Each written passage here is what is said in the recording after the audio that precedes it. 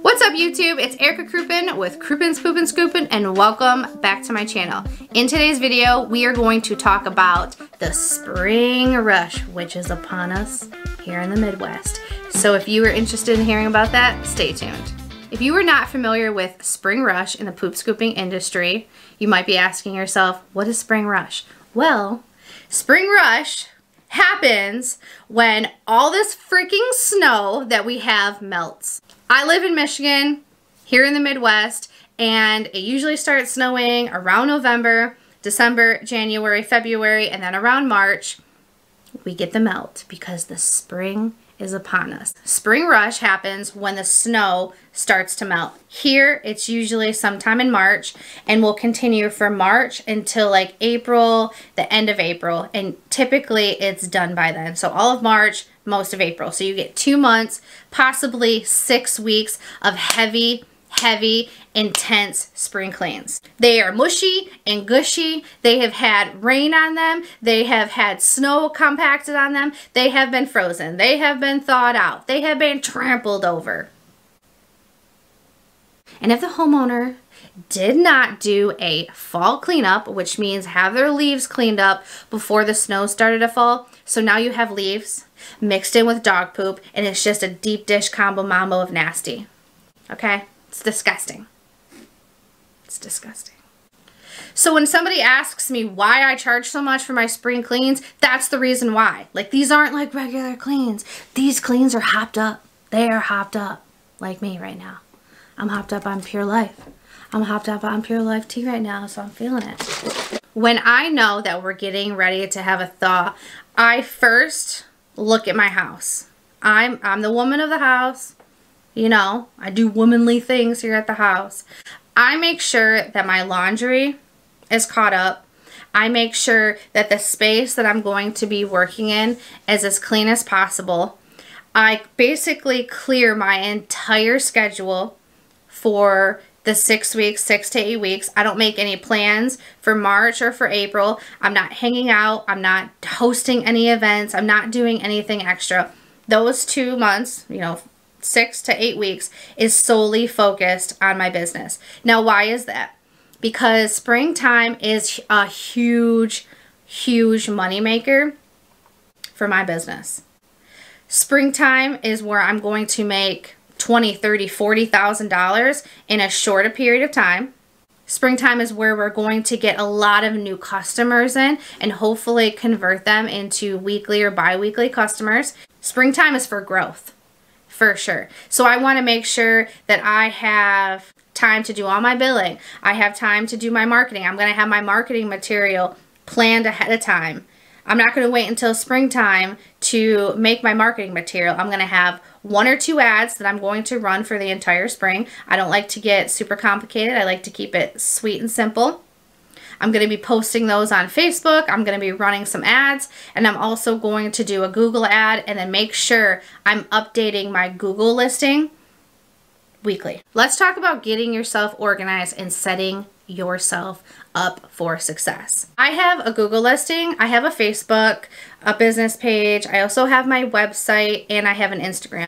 The first couple years were really tough because I felt like I was all over the place. I was getting messages off Nextdoor app. I was getting messages off Facebook. I was getting messages from my website. I was getting messages from voicemail, via text message, via email, all over the place. And I felt like I literally was all over the place, and it was very difficult to function. And that was just at like, it was a high volume, but like a low volume. Like, to me at the time, it was a high volume. But now, in the grand scheme of things, it was like a low volume because we have so many more now. So I had to create a funnel. I had to take everything and funnel it down to one main area where I check, I do business, I'm able to send out my quotes, I'm able to send out, you know, my invoices, my routing, and do all the things. And that is Jobber. Kroopin's Poopin' Scoopin' is powered by Jobber.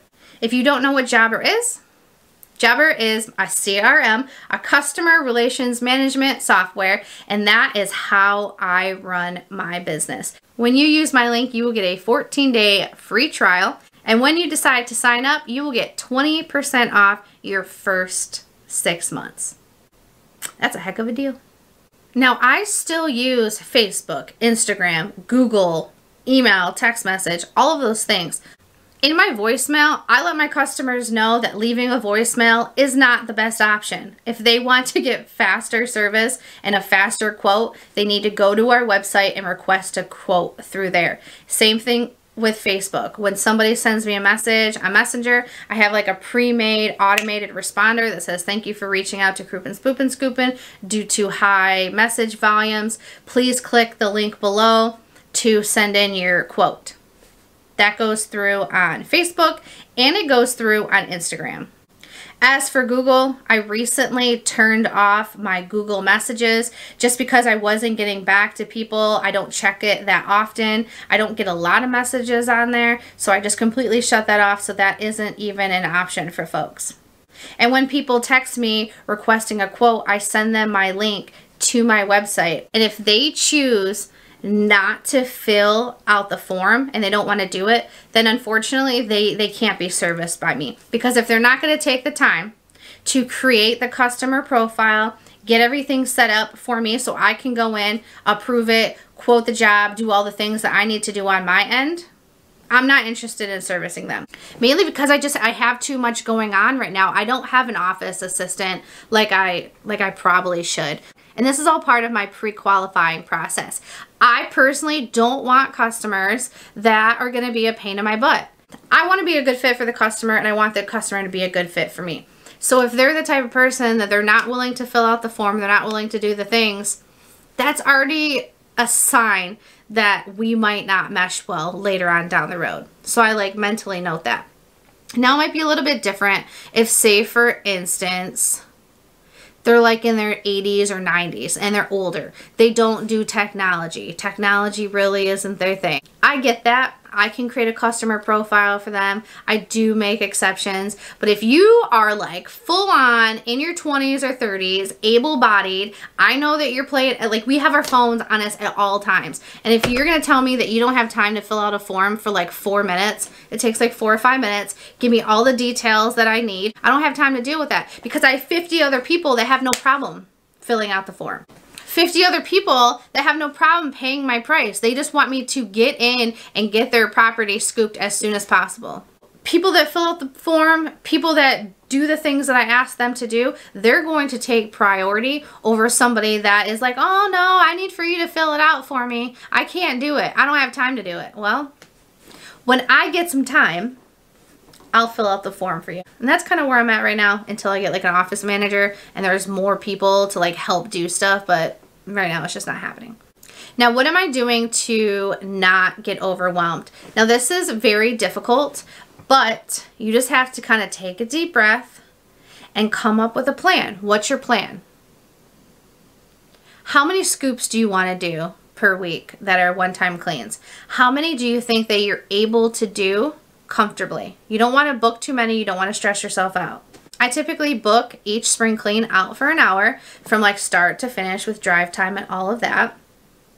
And if I happen to finish earlier, then I can move some cleans forward. But I deeply, deeply dislike booking too much and then not being able to complete the work and then having to push the cleans back, because then I feel overwhelmed and I feel like I'm getting behind. If you can afford to hire somebody to answer your phones for you or take emails or do all of those things, go ahead and do so. But if you can't afford to hire somebody, put a voicemail in place letting people know what your response time is. If it's 24 hours, if it's 48 hours, letting people know you're booked out a week, you're booked out a week and a half, so they know what to expect. Another thing I like to do is I like to have my ideal customer, ideal yard that I'm trying to really focus on for spring cleans. So if I'm getting a bunch of cleans, right? If I'm just busting at the seams, which typically that's what happens, and I only have a limited amount of workers, I only have a limited amount of time, I want to get all the cleans that are local to me. Because the area that I live in, most of the yards are pretty small. So we're not having to scoop a half an acre, an acre and a half of property where we're spending 2, 3, 4 hours at a property. we're able to be in and out of these properties hour max, sometimes 30 minutes. So I want to take on as many customers within my service area, which my service area is about 15 miles or less. So people that are closer, I try to really focus on. If somebody tries to haggle me on the price, as long as I have a lot of work coming in and I have people that are agreeing to my prices, I'm not going to worry about the lowballer, somebody that's trying to get the cheapest price possible. I'm not going to spend a lot of time or energy on that person. They can go find another company. Because I got scoops to do. Okay? You hear me? I've also had conversations with my family. Like, my family knows that springtime is a really tough time for me. I don't have time to do laundry. I don't have time to clean. I don't have time to cook dinner and like do all the things that I normally would do. So if you're the person that primarily takes care of all the cleaning and like makes the house go, think about hiring somebody to clean your house for you, because you're not going to want to clean. You're not going to have the time to clean. Once you do it, it's going to be one of the best decisions you've ever made. Trust me. Do it. Meal prep, pack your lunches, figure out your dinners, have all that stuff planned ahead of time. If you need to go grocery shopping, order your groceries online. Have that crap delivered to your house.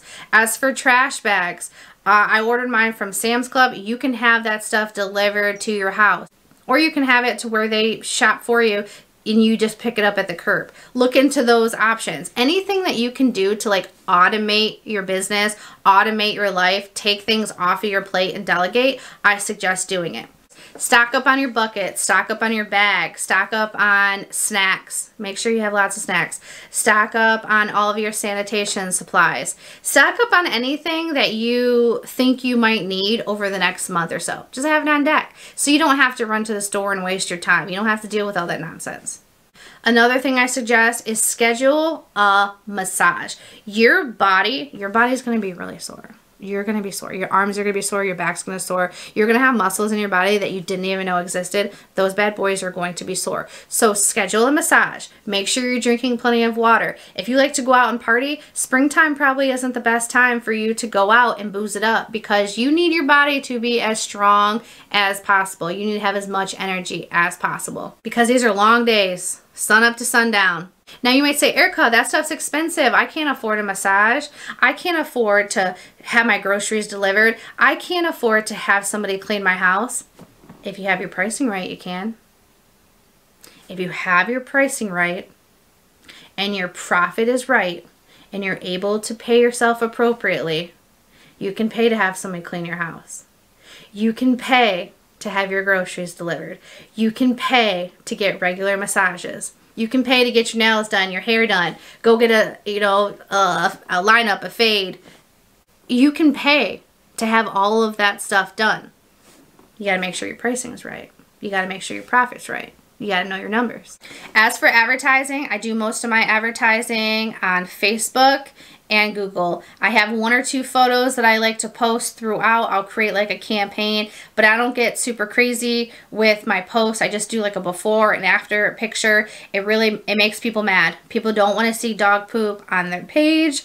People get mad that others don't want to scoop their dog poop, that somebody would hire somebody to scoop dog poop, that I have the audacity to charge people to scoop dog poop. Then you get other people that think that it's fantastic. Either way, you're getting comments.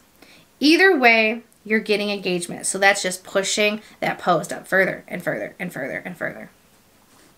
So that's what I like to do. A before and after picture. Usually I run that all spring, and then I run something else, just whatever I decide to come up with. As for special services or deals during the spring rush, I don't offer any deals or any specials. I haven't had to do that for a long time. In the beginning, I charged everybody $50 per clean.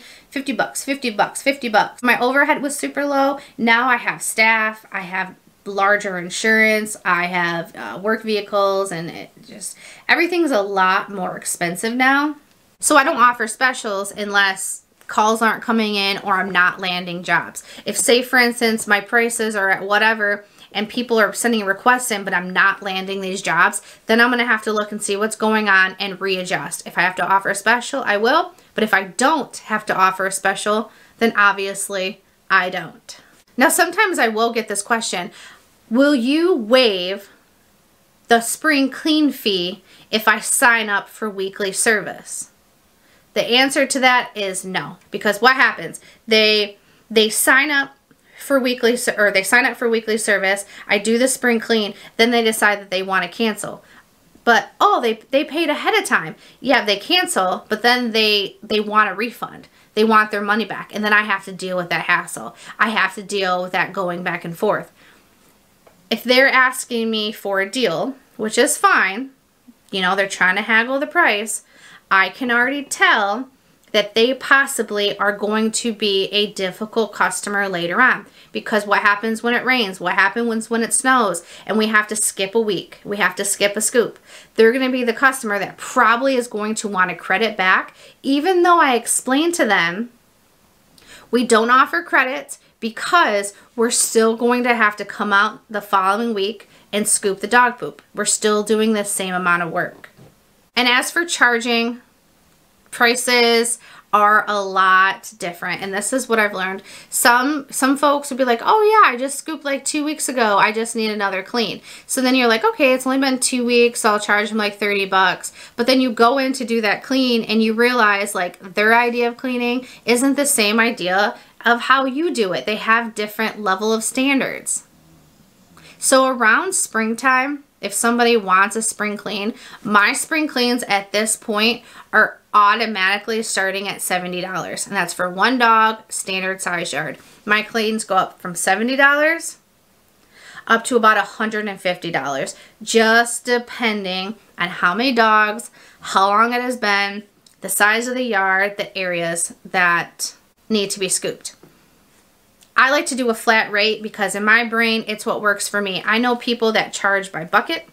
I know companies that charge per minute. And I know companies that do a mixture of all of that. And this all comes down to what's your personal preference. What do you want to do for your business? Try it all out. You don't have to have it right in the beginning. You could try it this way. If you like it, cool. And last but not least, how to make bank during spring rush. Decide that you want to scoop poop during the spring. Get all of your supplies, get a plan, get everything together. Get your home life in order. If you're the one that takes care of the house, you make the home operate, you make the home run, do all the things, let everybody know in your household that you're not going to be able to do all of the things. So if you need to hire somebody to clean, if you need to hire somebody to do your laundry, if you need to order pre-made meals, go ahead and do so. Because the more time that you're spending out in the field, the more time that you have your scoopers out, scooping, depending on where you're at in business, the more money you're able to make. Get your funnel set up, your Facebook, your Instagram, your Google, your text messages, your email, your phone. Funnel them all into one area. If you're using a CRM, you can funnel them all there. I funnel everything to Jobber. If you have frequently asked questions, type up a document that explains how the spring cleans are going to work, what to expect, how the scoop is going to be conducted, how payment is going to be accepted. Put everything in that document. I have a spring clean document that is available for purchase. It is $10. If you're interested in purchasing that document, go ahead and email me and then I can get that sent over to you. It will be an editable document, so you can go ahead and put your own information in there. Take out my information and you can customize it. But the meat of it is really good, it's straightforward, and it lets the customers know exactly what's going on. I would also suggest coming up with verbiage on a document, something that you can copy and paste. So if somebody reaches out to you and they want to know how much it is for a spring clean for a one dog, if there's certain questions that you need to ask them, just copy and paste that and send it to them. Then they respond, and then you can send them back their price. And then another verbiage for when you're on the way to their house, another verbiage for if you need to communicate with them at the house, verbiage for when you're going to send out the invoice, and then verbiage requesting for a review after the service has been completed. These are all things that I do throughout my business, but I've automated a lot of this so I don't have to do it anymore. But when I first started, I had all of this stuff and I was doing it all by myself. I would manually ask everybody for a review. Now I use Nice Job, so every time I close out a job, Nice Job sends them a request for a review, which is beautiful. that link is actually down in my description. And just enjoy springtime. Springtime is fun. It's hard work, it's long hours. It can be very stressful, but it can be very, very rewarding. And at the end of the day, it can be whatever you want it to be.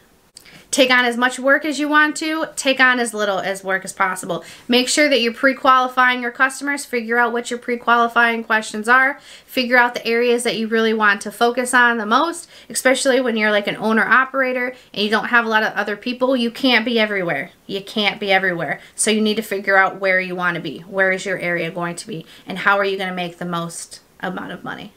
I hope this video helped. I know I spit a lot of stuff out there, but this is all things that are like in my brain. It's all stuff that I do. It's all things that I think work very well. So I would love to hear your thoughts, your tricks, your tips down in the comments.